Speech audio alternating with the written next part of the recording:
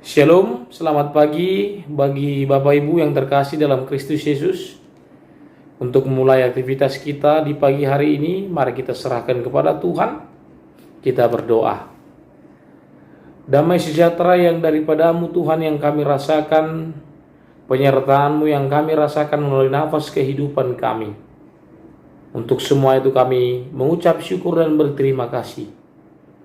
Ya Tuhan Allah, sebelum memulai aktivitas kami serahkan segala hidup kami ke hadapan-Mu. Biarlah Engkau Tuhan yang memberkati kami, terlebih memberkati setiap pekerjaan kami.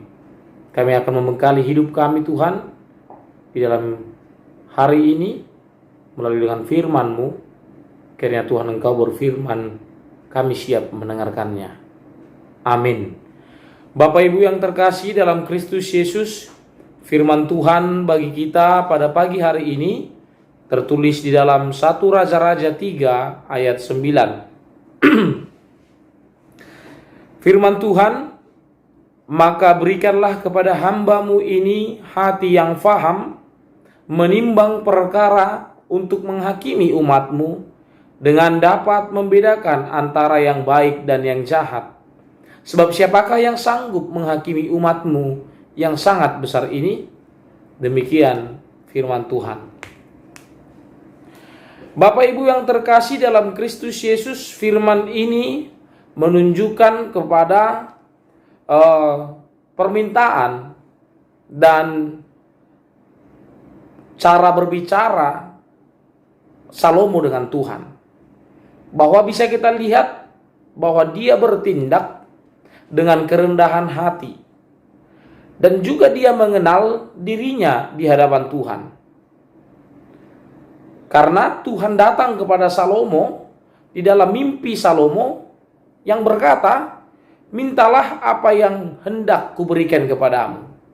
Itu dikatakan di ayat 3 dan ayat 5. Maka kesempatan itu tidak dipakai oleh Salomo untuk meminta demi kepentingan dirinya sendiri. Namun dia meminta untuk kepentingan umat Israel. Karena dia adalah seorang raja, dia meminta kepada Tuhan hati yang faham, menimbang perkara untuk menghakimi umat Israel dengan dapat membedakan antara yang baik dan yang jahat. Maka dari situ, dari permintaan tersebut, maka Tuhan sangat senang. Bahwa di situ juga Salomo tidak meminta kekayaan, tidak meminta kemakmuran, dia tidak meminta juga hal-hal duniawi yang di dalam kehidupannya. Tetapi dia meminta kebijaksanaan, hikmat, habisuhun nasihat debata, sehingga dia mampu menimbang mana yang baik dan mana yang jahat. Karena pada saat perjanjian lama, penghakiman atau menghakimi itu wajar dilakukan oleh raja. Ketika rakyat atau ketika prajurit atau ketika menteri yang melakukan kesalahan, maka raja berhak menghakimi, membedakan mana yang baik dan mana yang jahat. Tetapi di sini Salomo mempunyai rasa atau mempunyai suatu mindset, pola pikir bahwa dia tidak akan mampu menghakimi jika tidak Tuhan yang menyertai dia. Dan bisa kita ambil kesimpulan bahwa hanya Tuhanlah yang mampu menghakimi manusia.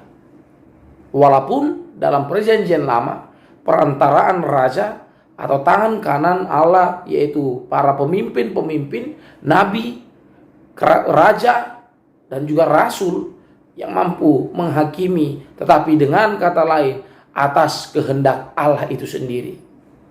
Maka Bapak Ibu yang terkasih dalam Kristus Yesus, di zaman yang maju ini, manusia seringkali tidak dapat menggunakan media sosial dengan baik. Dan kadang dia berpikir bahwasanya yang dilakukan itu adalah baik, padahal yang dilakukannya adalah menghakimi. Dia berpikir bahwasanya yang dilakukan adalah baik, padahal sudah dapat atau sudah dan melakukan tindakan yang jahat. Dia menggunakan media sosial itu hanya untuk memuaskan pikirannya, padahal sudah menyalahgunakan IT, atau bisa dikatakan jari-jari ini pun sudah mampu menghakimi.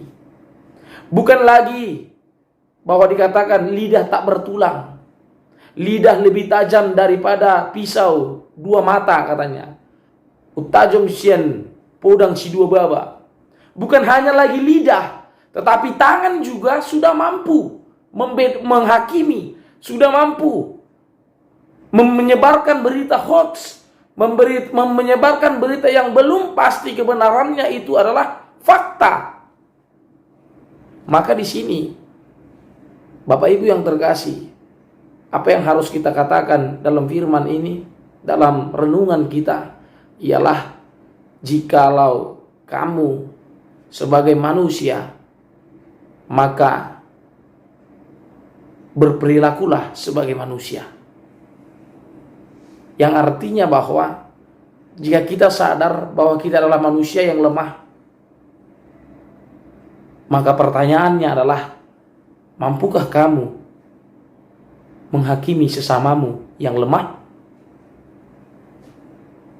Dan juga ketika kita diberikan kesempatan untuk meminta kepada Tuhan, apakah kita meminta hal-hal yang untuk kepentingan kita sendiri? Maka di sini Bapak Ibu yang terkasih, bahwa biarlah kita belajar dari pengalaman Salomo, yang Allah memberikan permintaan kepada Salomo, maka Salomo tidak gegabah dengan mengambil keputusannya. Dia meminta kepada Tuhan, yaitu dia meminta hikmat dan pengertian. Hikmat dan pengertian agar apa? Agar kita mampu membedakan mana yang dikehendaki oleh Allah dan mana yang tidak dikehendaki oleh Allah. Dan juga kita mampu belajar, tangan kita, seluruh organ tubuh kita ini mampu belajar mana yang dikehendaki oleh Allah, mana yang tidak dikehendaki oleh Allah. Jala unang otik-otik pitur upload tu medsos ta. Otik-otik adong persoalan pitur ta upload di medsos ta. Pitur tadok, guys, hari ini aku kecewa, hari ini aku segala macam. Dan bahkan paling seramnya, persoalan dalam rumah tangga pun dibeberkan dalam media sosial, Facebook, Instagram, Twitter, dan lain sebagainya.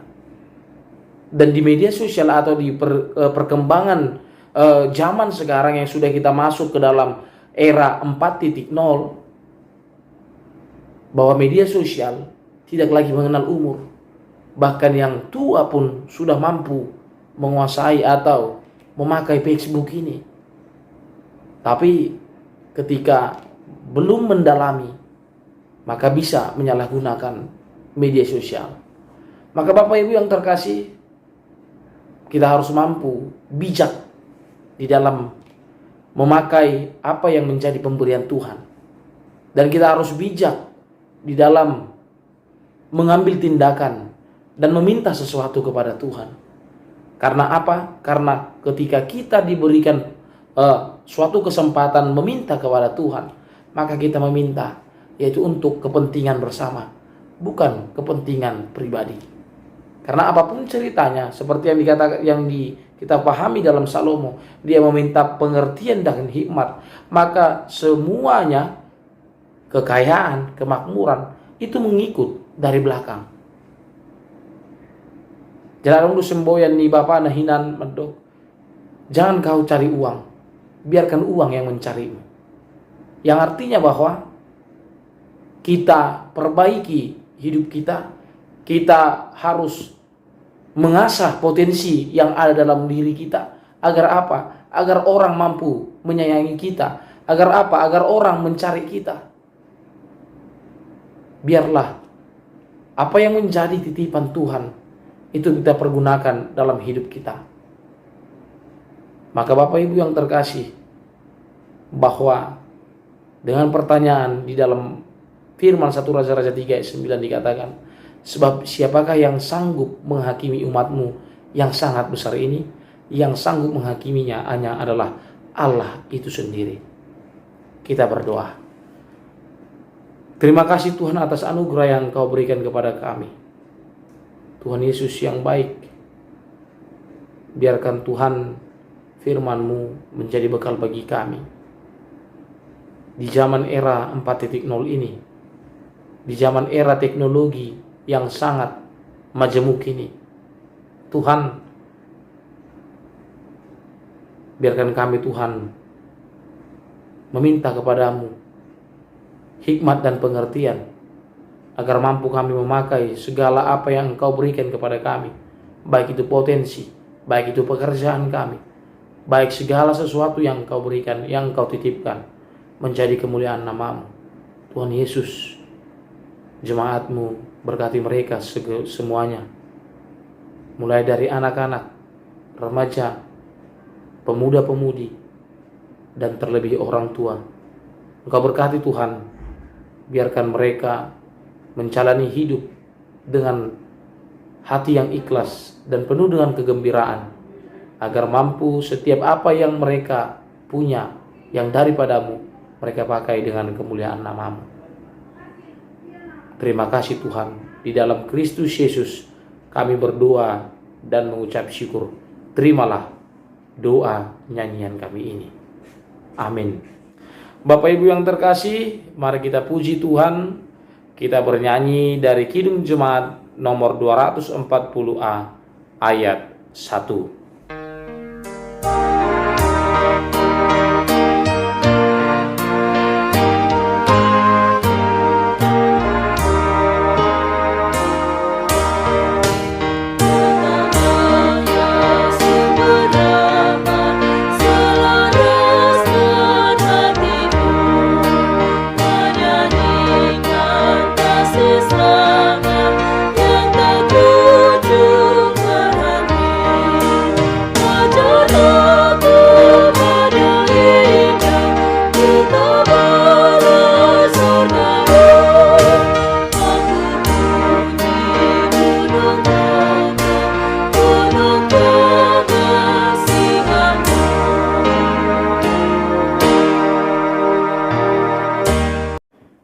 Marilah kita sempurnakan ibadah kita.